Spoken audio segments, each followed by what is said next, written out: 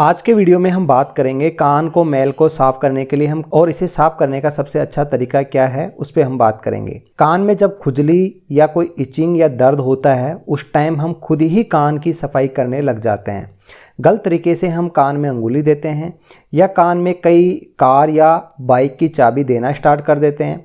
ऐसी बहुत सी गलतियां हम अनदेखी कर देते हैं और हम समझते हैं कि इस ईयर वैक्स या कान का मैल है, इस वजह से हमारे कान में प्रॉब्लम हो रही है, जबकि हमें डॉक्टर को दिखाना चाहिए। दर्द हो, खुजली हो या इन्फेक्शन भी हो सकता है। ईयर वैक्स या कान का मैल, कई लोगों को इसे घिन आती है, वो इसको गंदगी समझते हैं, जबकि सच ये है ये कान का मैल हमारे शरीर से निकलने वाले ऐसे प्राकृतिक रिसाव है जिसका एक महत्वपूर्ण काम है इस मैल का, इसलिए हमें इसे साफ करना कोई ज़रूरी नहीं है। कान का मैल एक ऐसा पदार्थ है जो कान के भीतर जो मौजूद जो ग्लैंड होती हैं उनसे बनता है और ये हमारी बहुत हेल्प करता है। हमारे कान के मैल का काम क्या है, हेल्प क्या है?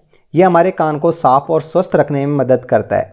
जैसे बाहर से कोई धूल का कण, मिट्टी का कण या कोई भी पदार्थ अंदर जाता है तो डायरेक्ट हमारे कान के पर्दे से टकराता नहीं है, जो पर्दा फटने से बचाता है। ये वैक्स वहीं रोकता है और मॉइस्चर बनाए रखता है, जिसकी वजह से ये हमारी जो कान नलिका है वो भी स्वस्थ रहती है। जबकि ये बनता रहता है और ये बाहर निकलता रहता है। जब हम बोलते हैं, कुछ चबाते हैं और जबड़ों से हम कुछ घुमाते हैं तो ये ईयर वैक्स जो कान में बनता है इसकी त्वचाएं धीरे धीरे कॉन्ट्रैक्ट होती हैं और ये कान के पर्दे से इस वैक्स को बाहर निकालने का काम करते करते ये धीरे धीरे सूख के कई बार अपने आप ही बाहर आ जाता है। कान का मैल कब समस्या बन जाता है? जब ईयर वैक्स या कान का मैल सामान्य तौर पर कोई समस्या नहीं है, लेकिन अगर ये ज्यादा मात्रा में बनने लगे या कोई अवरोधक बन सकता है, कभी सूख के वहां अटक जाता है, इस वजह से वो अवरोधक बन जाता है जिससे कान में दर्द हो सकता है या फिर कुछ मामलों में सुनने में थोड़ा सा कमजोर आपको सुनाई देगा। बाजार में कई ऐसी चीजें बिकती हैं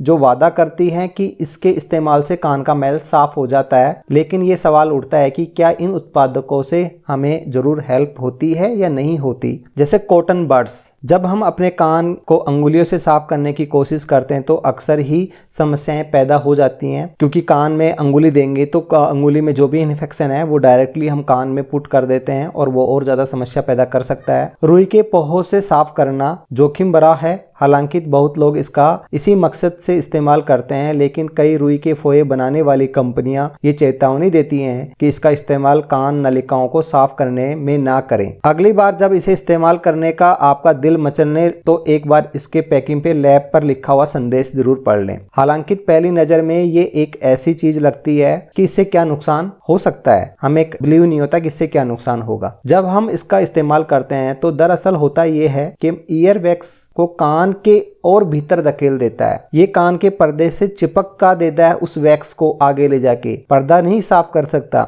ईयर वैक्स में कुछ इन्फेक्शन बैक्टीरिया हो सकते हैं जिसको हम जो उससे अंदर पर्दे तक पहुंचाने का काम कर देते हैं। ये हम कई बार गलतियां कर देते हैं। कुछ मामलों में अगर रुई के फोए ज्यादा गहराई तक पहुंच जाए तो इसका कान का पर्दा भी फाट सकता है, वो हम पर्दे में आर पार भी कर सकते हैं। अचानक दर्द बढ़ सकता है, खून निकल सकता है और अस्थायी तौर पर सुनने की क्षमता भी कम हो जाती है या सुनाई देना बंद हो जाता है। फिर आता है ईयर कैंडल्स। जो लोग कान में मैल से छुटकारा चाहते हैं उनके लिए ईयर कैंडल जैसा एक प्रोडक्ट भी मार्केट में मिलता है। इस तकनीकी में एक लंबी, पतली और जलती हुई मोमबत्ती के एक शंकु के आकार वाली चीज में रखा जाता है। शंकु में एक तरफ छेद होता है जिसकी दिशा कान के भीतर होती है। ये दावा किया जाता है कि इसके इस्तेमाल से कान का मैल और अन्य अशुद्धियां साफ हो जाती हैं, लेकिन रिसर्च और शोध से पता चला है कि ईयर कैंडल्स कान का मैल साफ करने में असरदार नहीं है, कोई हेल्प नहीं कर सकती, जबकि इससे खतरा हो सकता है। इससे कान और चेहरा जल सकता है। इसमें मोमबत्ती का जो वैक्स है, जो मोम है, वो आपके कान के अंदर पहुंच सकता है और आपके कान के पर्दे को नुकसान पहुंचा सकता है। मार्केट में ईयर ड्रॉप आती हैं। बहुत से लोग ईयर ड्रॉप्स का इस्तेमाल कान साफ करने के लिए विकल्प के तौर पर करते हैं। ये ईयर ड्रॉप्स कान के मैल को इतना नम कर देती हैं कि खुद ही बाहर निकलने लगता है, कि जो वैक्स सूखा है वो इस ईयर ड्रॉप से बाहर आना स्टार्ट हो जाता है। बाजार में कई तरह के ईयर ड्रॉप्स हैं, तो ये जिन चीजों से मिलकर तैयार किया जाता है, इसमें हाइड्रोजन पेरोक्साइड होता है, सोडियम बाइकार्बोनेट होता है, सोडियम क्लोराइड जैसी चीजें होती हैं। और हालांकि ये सबसे बेस्ट ऑप्शन लगता है, फिर भी कुछ लोगों को इससे रिएक्शन हो सकती है, तो ये चीज जिनको इस चीजों से रिएक्शन होता है वो यूज ना करें, बाकी ये हेल्पफुल होता है। इसके बदले जैतून और बादाम के तेल बूंद अन्य महंगे कॉमर्शियल प्रोडक्ट तरह ही असरदार मानी जाती है। अगर आप जैतून और बादाम का तेल ईयर वैक्स को ढीला करने में या वो सूख गया उसको थोड़ा नॉर्मल करने में, तो हम आपसे गुजारिश करेंगे कि तेल को हल्का गर्म कर लेना चाहिए, एक बगल करवट लेके लेट जाना चाहिए और एक एक ड्रॉप जैसा ढालना चाहिए। तेल का तापमान जो टेम्परेचर है वो हमारे शरीर के टेम्परेचर से ज्यादा नहीं होना चाहिए। हमारा शरीर का टेम्परेचर होता है 98.6 फ़ारेनहाइट। इसके बाद ड्रॉपर की मदद से तेल की कुछ बूंदे कान में डालनी चाहिए और इसको करवट 5 से 10 मिनट लेटे रहना चाहिए। जैतून का तेल आपके कान में जलन पैदा नहीं करेगा, यह असर करने में लंबा समय जरूर लगता है। अगर आपको समस्या है तो आप